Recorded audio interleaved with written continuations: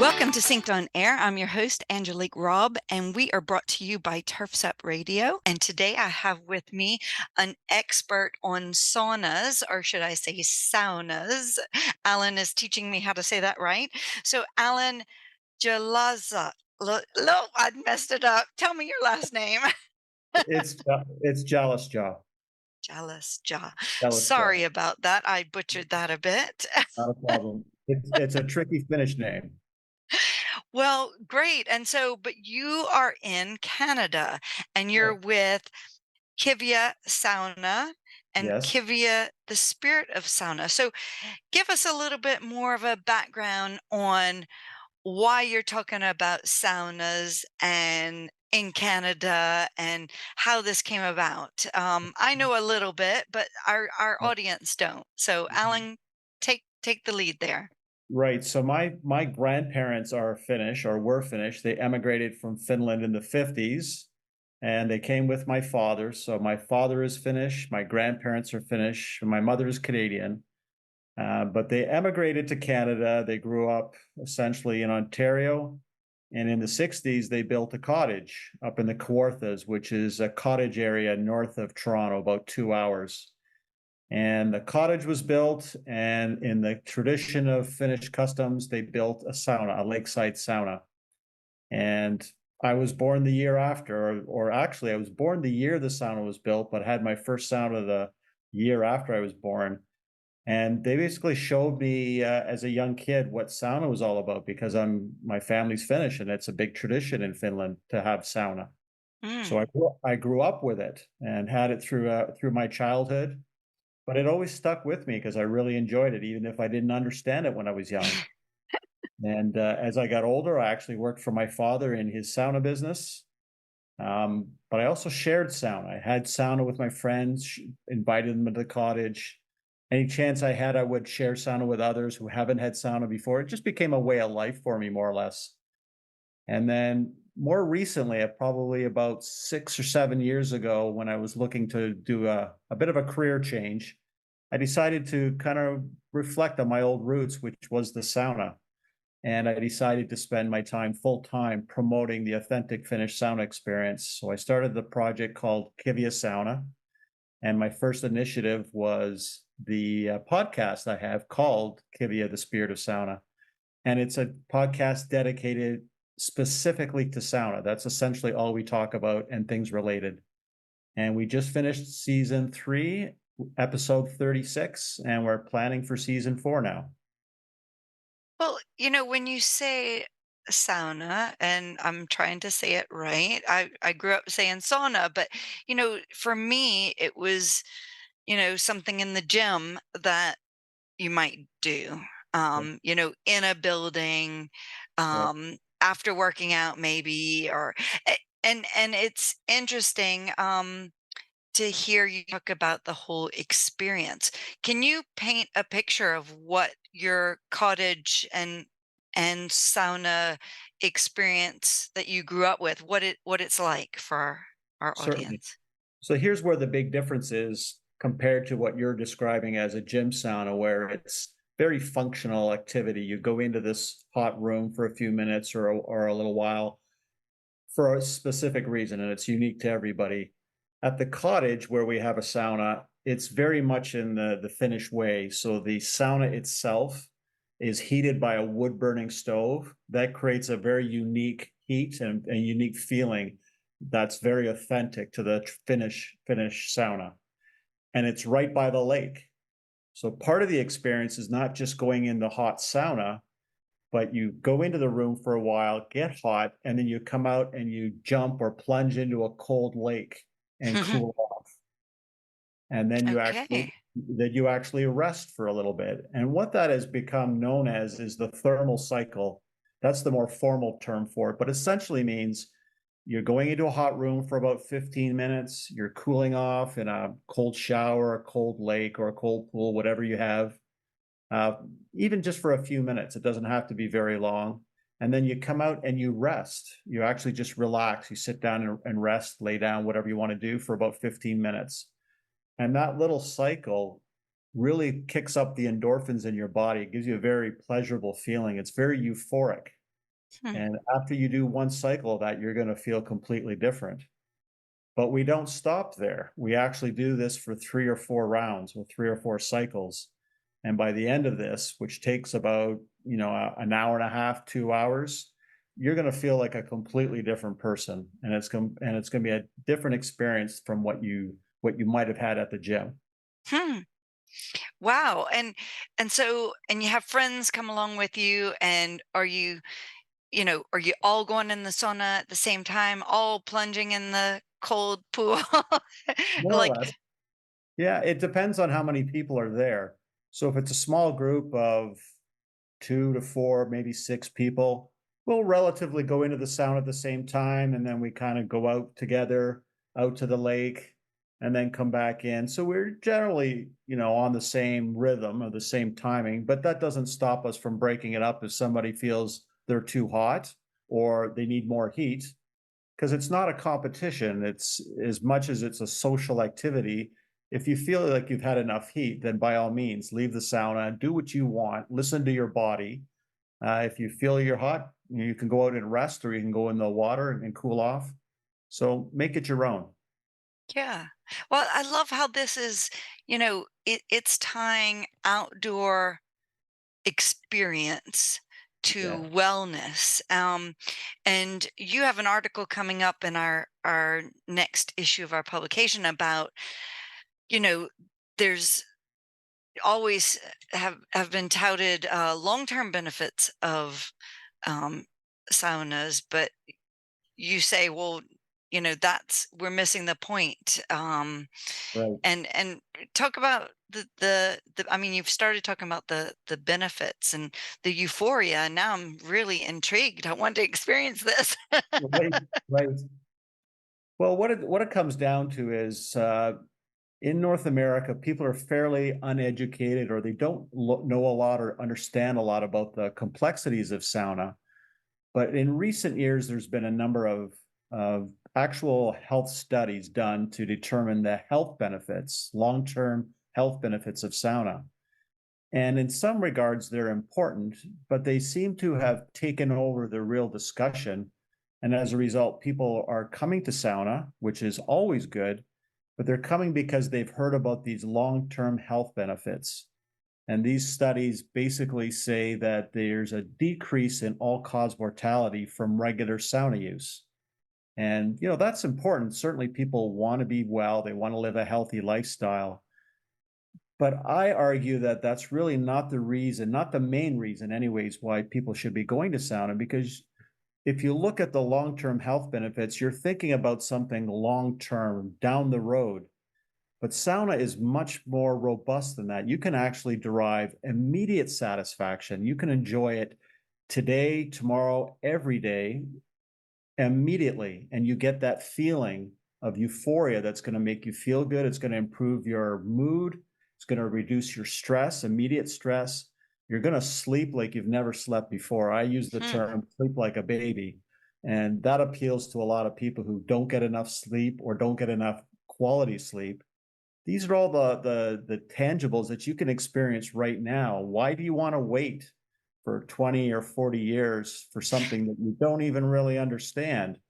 There are immediate benefits. That's Oh, for I the love body, that. and that's for the body. Then there's the social aspect. Finns are very big on using sauna as a social epicenter, where you're getting together with your friends and family and sharing quality time with the distractions are removed. There's no phones, there's no TVs, there's no devices. It's just you and the world in a sauna. Hmm. We probably do need more of that, with Absolutely. Absolutely. social media and all these things that take our attention away. Yeah. Well, and some of our listeners might be going, "Why are we talking about saunas when we're a landscape business owner, Right. and we install patios?" And but I think that if you've had any design experience, really from a landscape designer point of view, we're often trying to drive feelings and experiences and work that into the outdoor life, and give our clients a reason to go outside and a reason, pulling them out their house, intriguing them, what's around the corner, Yeah, maybe smells of yes, plants that they like to be around. But with the sauna, I'm picturing, yeah, a whole social scene and chairs around a fire pit and the sauna, sorry, I said it wrong, and a cold plunge or lake or it does start to give you that social feeling. And one of the things that I want our our publication, our events to invoke is more that a landscape business can deliver.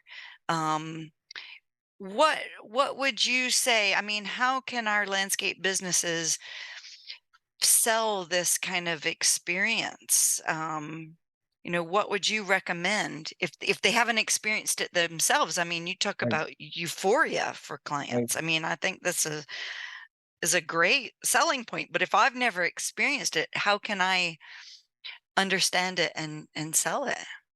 Well, you've hit the nail on the head to start with, where landscapers should be looking at the backyard, if it's a backyard per se, as an experience, not just something that looks nice and is picture perfect that you put on your Instagram page just to show people. You should want to experience it. It should be inviting so that you spend time in that space, either in solitude by yourself or a small group, your family, your friends, whatever that may be. You want to spend time in that space. So that's the most important thing, I think, when it comes time to designing, is to make it inviting and make it so that people want to spend time in it. Then when they start to experience it, they're going to share it with people. They're going to Hmm. invite their friends, they're going to invite their family, and then their friends are going to go, wow, you've got a space here that you really enjoy. It's reducing your stress. Like you said, it could be smells like flowers.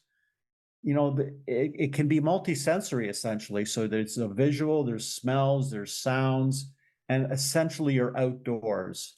And outdoors, nature have been proven to be a calming effect on people. So the more Hmm. time you can, even just basically that, get them from being inside to outside, can be a huge step.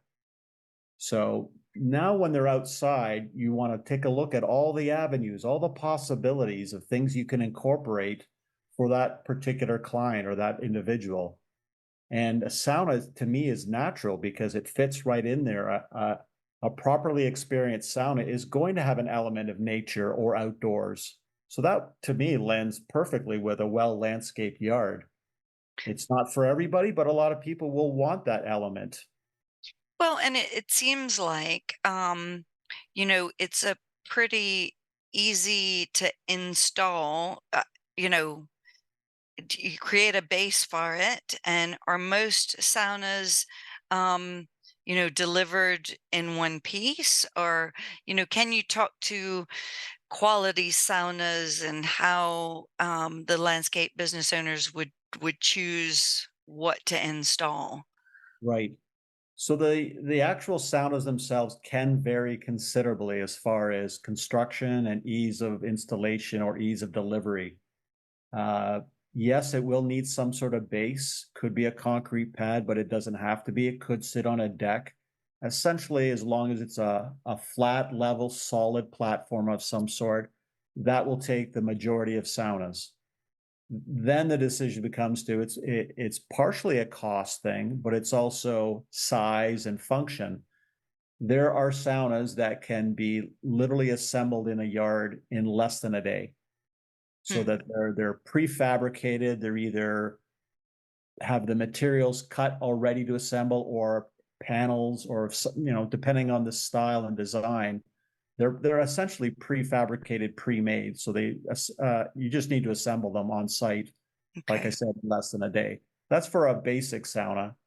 If you want something a little more elaborate, a little more complex, maybe a little larger, then you might be looking at something that's more custom. And then, that will definitely take longer in the yard because you're building it on site. Yeah. And how do you decipher, what is a small sauna, 2 to 4 people? What kind of cost would you be looking at?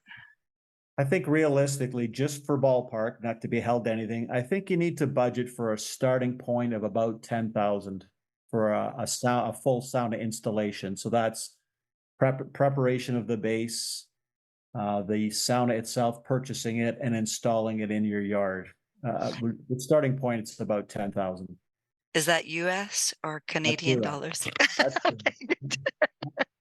and it's possible, somebody could find a few cut corners and get it down to 9,000, but I think realistically you need to use the 10,000 as a budget starting point, Yeah. and then it goes up from there. No, that's a great we're just giving people an idea of what it could add to a landscape project. And, if they're already installing, let's say, a cold plunge pool, Yeah. then, it's a minor cost addition, let's say, if you're already there with equipment to, you know, do paving and get, hardscaping in. Yep. It's a minimal addition, Yeah.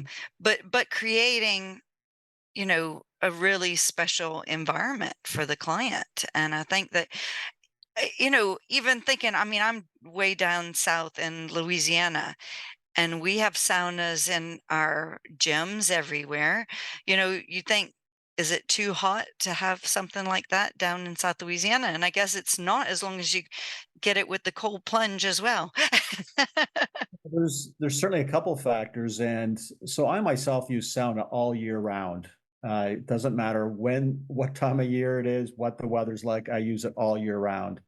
But yeah, you did mention that it's important to have that cooling function as well. And I think by nature, humans aren't as likely to use a sauna in summer, but that doesn't mean you don't, or you don't have to, or you can't. It just may affect your frequency.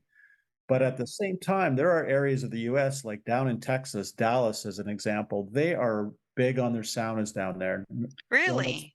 yeah, don't understand why specifically, but I think it becomes more than just a temperature thing. It becomes a cultural thing or a trend per se, where people are just enjoying sauna, and it's really doesn't matter how hot it is or how cold it is. They just want to use their saunas. So Well, it can be pretty warm in Texas. So exactly. It's similar to where I am, yep, and 100% humidity. But yep, yeah, I think it's how you couple it and how you build it, and it's maybe, um, you know, next to the pool, not really close to the house, in a bit of nature, and right, um, really, it's how you lay it out, exact, and exact, just like what you said, it's the experience that you're building. So, well, exactly. so tell us a little bit more about your podcast, and who are your guests on your podcast? What does that look like? So, like I said, we just finished season 3 of our podcast. We do 12 episodes a season, so a total of 36. We've just released 36 last night, the season finale, and we talk about just about everything under the sun when it comes to sauna. So I'll give you some examples. One, we had a episode dedicated specifically about nudity, because this is something we haven't talked yet about, but in a lot of cultures, people use the sauna without clothing. They Yes. basically no bathing suits.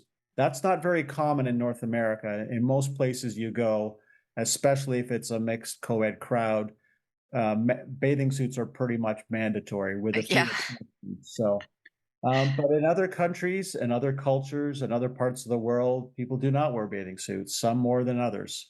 So it was just an interesting subject to understand, what this nudity part is all about.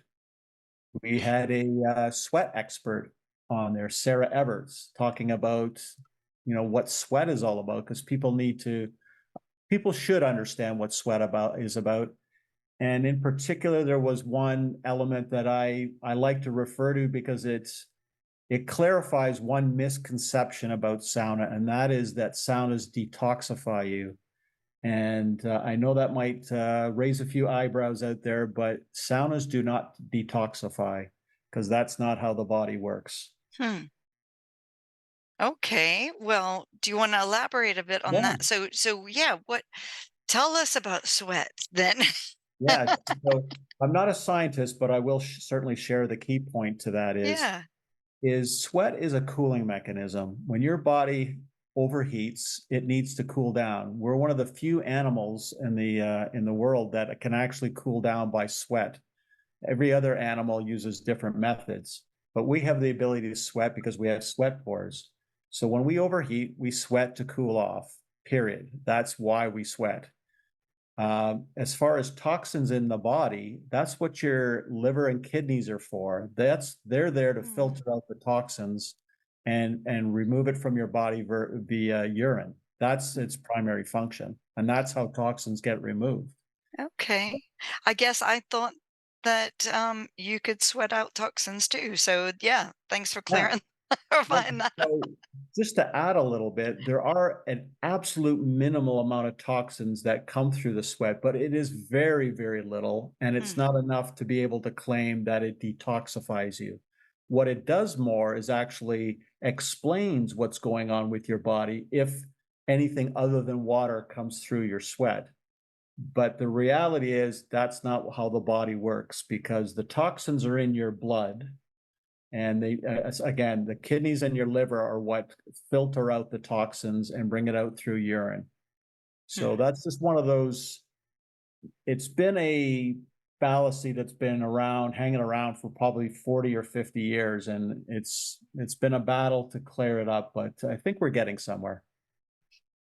Awesome. Well, yeah, great, great to know that. And thanks for sharing that.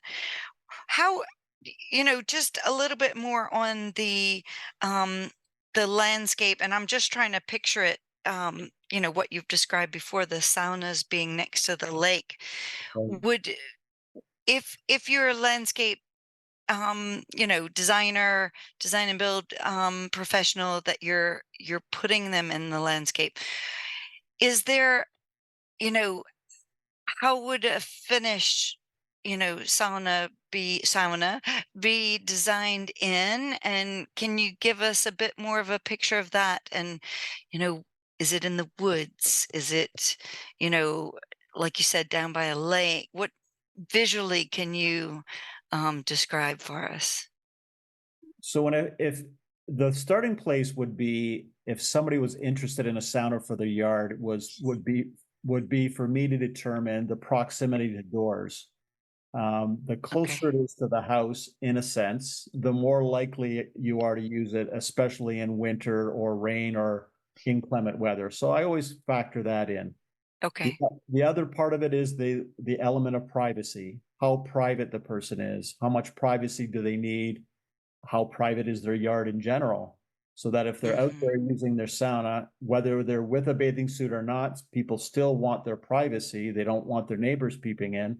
That would determine placement and, of course, the hardscape around it, trees and everything else like that, Yeah. trees and Okay. rocks. So that's an important element. I And guess that goes back to the nudity question that you yeah, it's not so much the nudity, but the privacy. the privacy. It's Yeah. kind of how I look at it. And then the cold plunge part of it is in an ideal world, you'd have a lake or a pond or a pool in the yard, but that's not always feasible. So there are alternatives. You can get a smaller hot tub size cold plunge if you want. And if that's too difficult, whether it's space or cost or layout, you can always have a cold shower. It, I was just thinking that. Yeah. it could be as simple, if you really wanted to, having a garden hose at your disposal, putting a nozzle on it and spraying yourself with cold water. That's how simple it could be. Huh. Uh, but essentially, you still want to cool the body down. So maybe if space is a restriction, you incorporate some sort of shower, and it Yeah. doesn't have to be hard plumb to the house. It can just be a garden hose that's run out there, and it's essentially on demand. And do you think it's important to be in the sauna the same length of time as in the cold? Like if you're in the sauna for 3 or 4 minutes, do you need to be in the cold that same amount of time? Cold is actually much less. Oh, So, okay. yeah, so this isn't a rule, this is just a guideline, but you wanna aim for around 15 minutes in the heat. Okay. That's not to say if after 5 minutes you're hot enough, that's fine. If you wanna be in there for 30 minutes, that's fine too.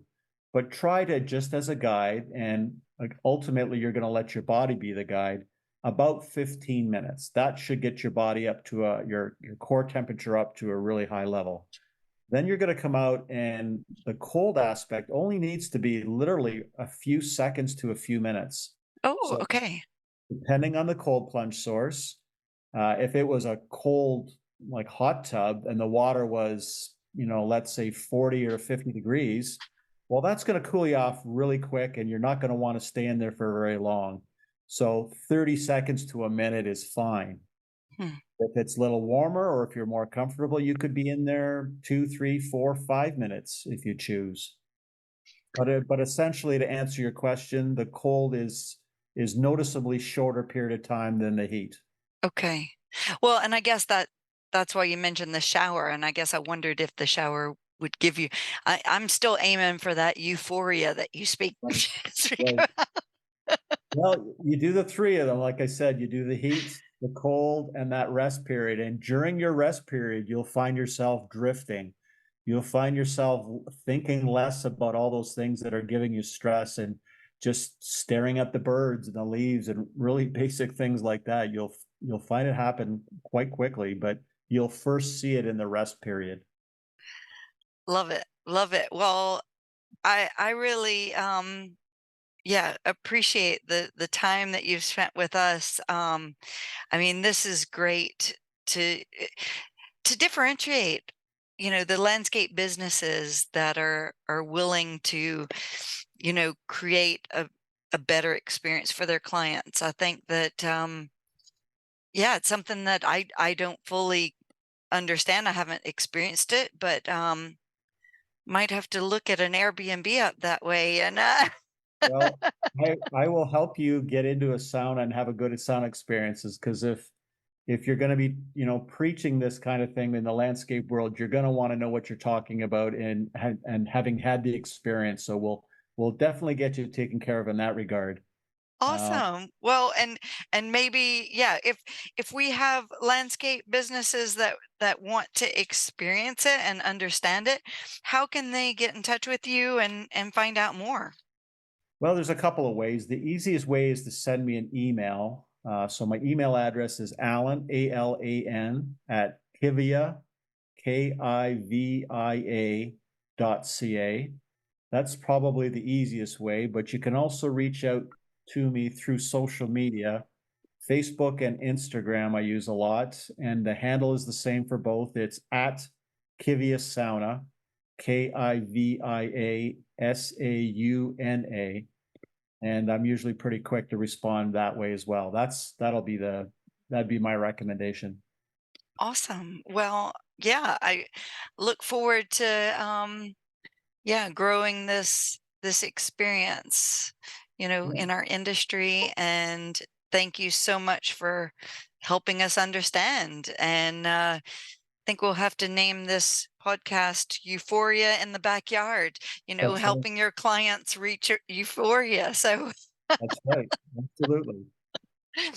well, Alan, thank you so much for your time. And we'll have some of those links in our show notes.